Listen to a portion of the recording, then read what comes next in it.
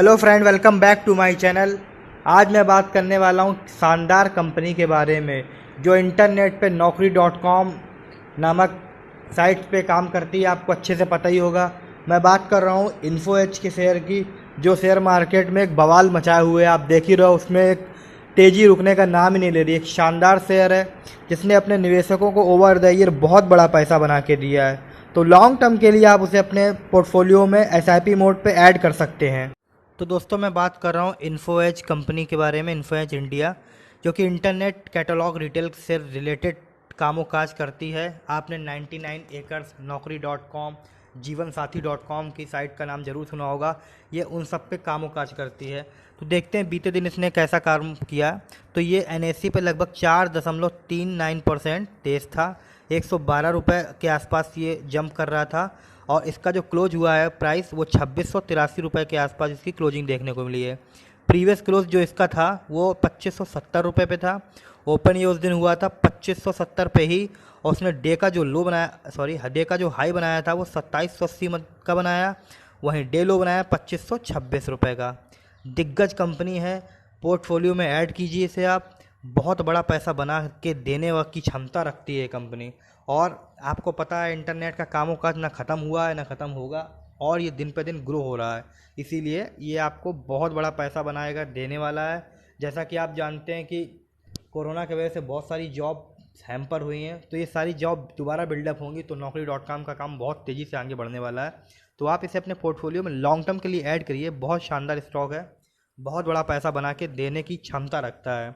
तो आइए इसके बाद हम रिटर्न की प्रोफाइल की चर्चा कर लेते हैं। तो एक दिन में ये लगभग 4.58% तेज है। वहीं एक वीक में इसने जो रिटर्न बना के दिया वो 11.18% का बना के दिया। एक महीने में जो इसने रिटर्न बना के दिया वो 10.19% का पॉजिटिव रिटर्न बना के दिया। वहीं इसने 2020 के अंदर 6.35% का पॉजिटिव रिटर्न बना के दिया। एक साल के अंदर इन्फो एज ने जो शानदार रिटर्न दिया 31.12% का रिटर्न बना के दिया।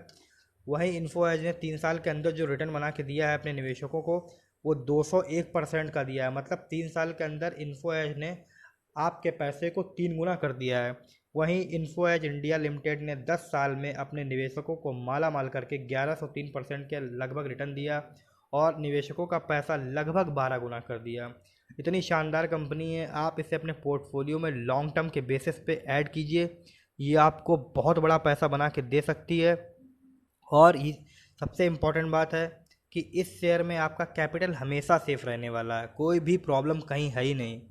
तो देखते हैं बीते दिन इसकी क्लोजिंग कैसी रही है। 29 मई को ये क्लोज हुआ था 2683 रुपये के आसपास। वॉल्यूम NSE पे कैसे ट्रेड हुए थे? वॉल्यूम जो ट्रेड हुए थे वो 6,04,880 शेयर लगभग ट्रेड हुए थे इसमें। फेस वैल्यू इसकी देख सकते हैं आप, 10 रुपये की है। 52 वीक इसका जो लो है 1581 रुपये के आसपास है। वहीं 52 वीक हाई इसका है वो 3130 रुपये का है।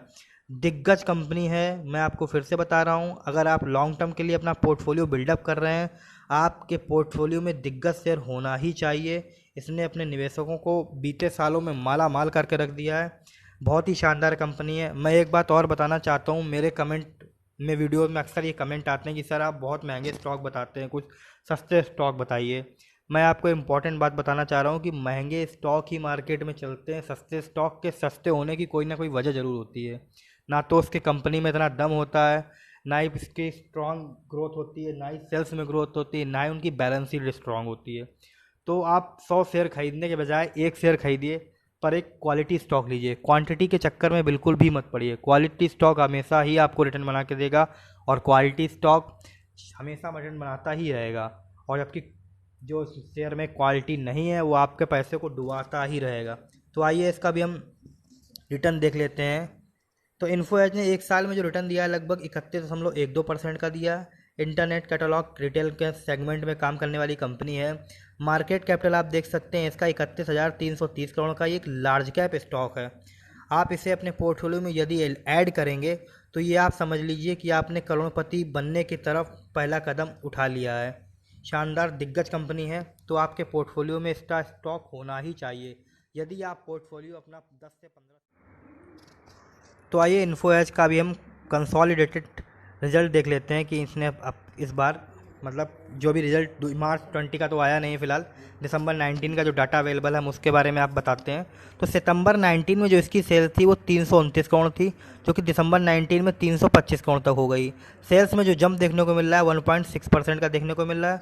वहीं ऑपरेटिंग प्रॉफिट जो है इसका वो 92 करोड़ से 99 करोड़ हो गया है। ऑपरेटिंग प्रॉफिट में जो जंप देखने को मिल रही है वो 7.97% की देखने को मिल रही है। वहीं कंसोलिडेटेड नेट प्रॉफिट इसका बहुत तेज़ी से इस बार गिरा है।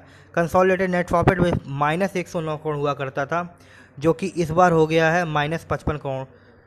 कंसोलिडेटेड नेट प्रॉफिट में जो गिरावट देखने को मिल रही है वो लगभग 45.24% की देखने को मिल रही है। वहीं इसके ऑपरेटिंग प्रॉफिट मार्जिन 27.98 करोड़ से 29.72 करोड़ हो गए हैं। 1.74% का जंप इसमें भी देखने को मिल रहा है। आप इसे अपने पोर्टफोलियो में यदि लॉन्ग टर्म के बेसिस पे ऐड कर रहे हैं तो आप ये मान लीजिए ये आपको पैसे वाला बना ही देगा। इतनी शानदार कंपनी है, इसमें कोई भी कहीं भी प्रॉब्लम नहीं है। आइए इसका भी हम शेयर होल्डिंग पैटर्न को समझने की कोशिश करते हैं। तो प्रमोटर के पास जो होल्डिंग है वो 40.48% की है। FII के पास जो होल्डिंग है वो 35.45% की है। म्यूचुअल फंड के पास जो होल्डिंग है वो 11.88% की है। वहीं इंश्योरेंस कंपनियां भी इसमें 1.1% लगभग अवेलेबल हैं। नॉन इंस्टीट्यूशनल इन्वेस्टर इसमें 10.69% अवेलेबल हैं। अदर DI भी इसमें 0.21% अवेलेबल हैं। और अदर्स के पास जो होल्डिंग है वो 0.21% की। वहीं अदर DII के पास जो होल्डिंग है वो 0.28% की इसमें होल्डिंग है। दिग्गज कंपनी है, इसमें कोई भी डाउट कहीं नहीं है। आप इसे अपने पोर्टफोलियो में रखिए, ये आपको बहुत बड़ा पैसा बना के दे सकती है। और ये एक प्योर मल्टी बैगर शेयर है। साथ ही साथ इसमें आपका कैपिटल हमेशा सेफ रहने वाला है। मेजॉरिटी शेयर होल्डर जो इसमें प्रमोटर हैं, प्लस प्रमोटर होल्डिंग नन, मतलब गिरवी रखे हुए शेयरों की इसमें कोई भी समस्या नहीं है। प्लस प्रमोटर होल्डिंग इसमें इसलिए नन दिखाई जा रही है। म्यूचुअल फंड की 27 स्कीमों ने 11.88% की स्टेक ले रखी है। FII की 529 स्कीमों ने इसमें 35.45% का स्टेक ले रखा है। प्रमोटर विथ हाईएस्ट होल्डिंग जो है वो संजीव बालचंदानी के पास देखने को जो मिल रही है होल्डिंग वो 25.9% की देखने को मिल रही है। वहीं एक्सेस म्यूचुअल फंड के पास भी बहुत बड़ी स्टेक है, इसकी 5.658% की लगभग होल्डिंग है। 5.58%, लगभग 5.5% से ज़्यादा की एक्सेस के पास होल्डिंग है। वहीं आप इंडिविजुअल इन्वेस्टर के पास 8.76% की होल्डिंग है। तो आप इसे लॉन्ग टर्म के बेसिस पे ऐड कीजिए, ये आपको मल्टी बैगर रिटर्न बना के देने वाला है। तो आप इसे अपने पोर्टफोलियो में जरूर ऐड कीजिए।